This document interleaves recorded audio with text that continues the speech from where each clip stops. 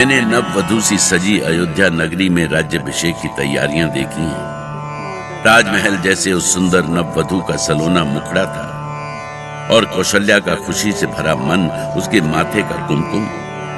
कौशल्या का उत्साह तो चिड़िया के बच्चे जैसा था जिसके शरीर पर रातों रात पंख उगाए हों और वो उन पंखों से सारा आकाश नाप लेना चाहती। श्री राम को युवराज पद जो मिलने जा रहा था, उत्सव की इतनी घड़ियों में कैकेयी की दासी मंथरा पहुंची थी। कैकेयी की मुंह लगी वो दासी कुबड़ी तो थी ही, पर कूटनीति में उसकी बराबरी का कोई नहीं था। कैकेयी भी उस समय राम के युवराज होने की खुशी में हिंडोले पर झूल रही थी।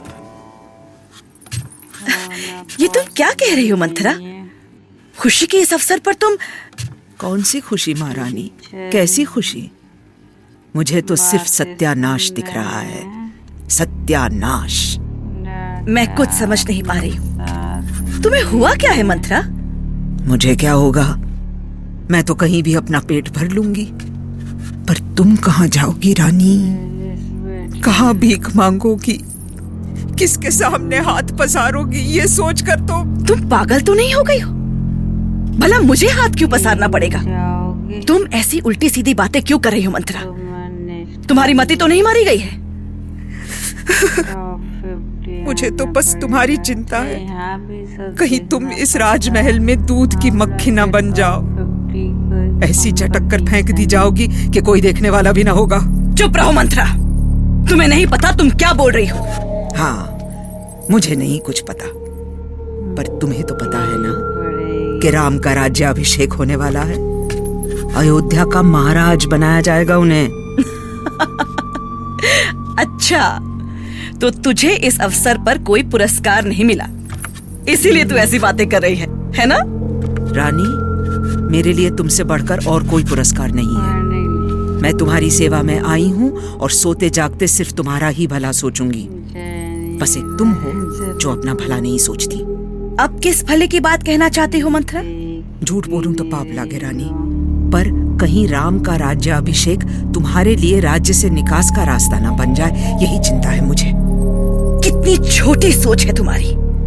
अरे राम मेरा बेटा है, बेटा। ऐसा मीठा भ्रम मत पालो रानी, तुम्हारा बेटा भरत है। भरत राम कौशल्या का बेटा है। वो अपने बेटे के सिर पर राजमुकुट रखने जा रही हैं और तुम्हारे सिर पर नगर की धूल। बचा हुआ सारा जीवन इसी धूल में लौटती रहोगी तुम। तुम नहीं जानती मंथरा, राम ने कभी हम माताओं में भेद नहीं किया।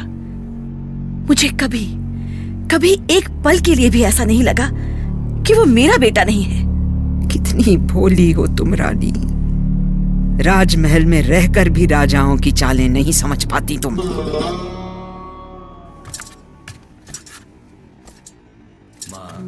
माँ, कहाँ है माँ कैकेयी? देख लिया कैसे चतुर हैं तुम्हारे प्रिय राम। राज्याभिषेक के लिए तुम्हारा आशीर्वाद लेने आए हैं। अब लगाओ उन्हें अपने कलेजे से। आप यहाँ क्यों बैठी हैं माँ? मैं कब से आपको ढूंढ रहा हूँ। सारा महल ढूंढाया मैं। भला मेरी क्या आवश्यकता पड़ गई तुम्हें? चलिए ना माँ, देखिए वहाँ सब आपकी प्रतीक्षा कर रहे हैं। ठीक है, तुम चलो, मैं आती हूँ। आखिर क्या सोच रही थी कैकेयी? क्या कैकेयी का मन बदल गया? क्या उन्हें अपना वही राम याद आ गया जिसे कौशल्या भी कहती थी कि तू मेरा नहीं कैकेयी का बेटा है? क्या राम के लिए उसकी ममता फिर से जग गई? और क्या मंथरा उसे अपने हाथ से निकल जाने देगी? नहीं रानी, नहीं नहीं, नहीं। भूल कर भी इस कक्ष से बाहर पैर मत रखना। वो सब तो यही चाहते हैं कि तुम उनके साथ नाचती गाती रहो और राज्याभिषेक होने तक तुम्हें अपने भरत की याद ही ना आए। वो भरत जिसे तुमने अपनी कोख से जन्म दिया और जन्म देकर भूल गई। यही चाहते हैं वो कि तुम उसे भूली रहो, बस आज भर के लिए। क्यों? उससे क्या होगा? क्यों? भरत भी तो हो सकते हैं ना युवराज। वो भी तो राजा दशरथ के पुत्र हैं। उन्हें ननिहाल से अभी तक क्यों नहीं बुलाया गया? क्या भरत की सहमति आवश्यक नहीं थी इस उत्सव के लिए? क्या उनसे नहीं पूछा जाना चाहिए था कि युवराज किसे बनाया जाए? ये तो मैंने कभी सोचा ही नहीं। कैसे सोचोगी तुम? तुम्हें तो यही लगता है कि राम तुम्हारे बेटे हैं और युवराज बनने के बाद तुम्हें सर आंखों पर बिठा कर रखेंगे। ठीक है, ऐसे ही सोचती रहना रानी, जब तक तुम्हारे भाग्य को स्वयं राम अपने पैरों से ठोकर न मार दें। परंतु राम तो राम ही रहेंगे ना मंथरा, चाहे वो युवराज बने या राजा।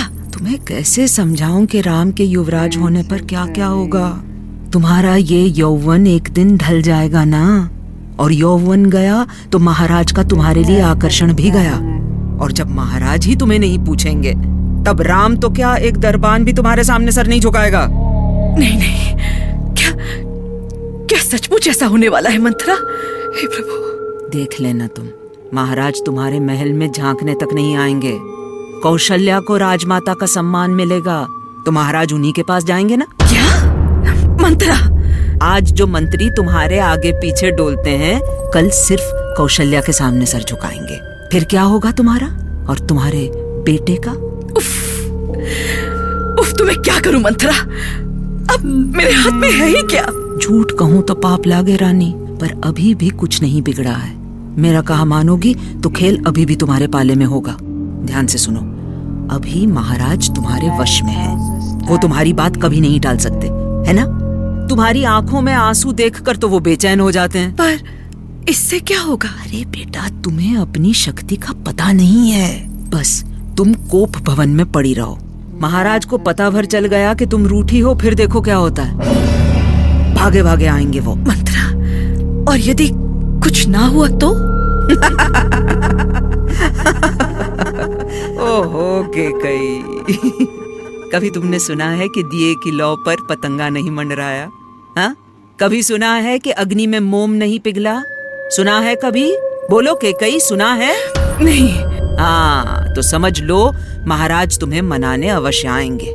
वो गिड़गिड़ाएंगे तुम्हारे सामने, अपना माथा रगड़ेंगे तुम्हारे चरणों पर। जान लो, मंत्रा का मंत्र कभी खाली नहीं जाता। पर मंत्रा, यदि वो मनाने आ भी गए तो क्या कहूंगी उनसे?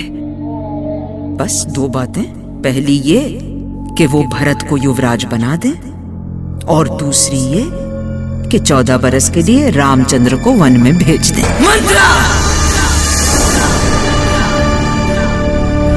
अपने सबसे प्रिय बेटे राम के साथ केकई ऐसा अन्याय कभी नहीं कर सकती। उसे मंत्रा पर ऐसा क्रोध आया कि उसे उठाकर राजमहल के बाहर फेंक दे।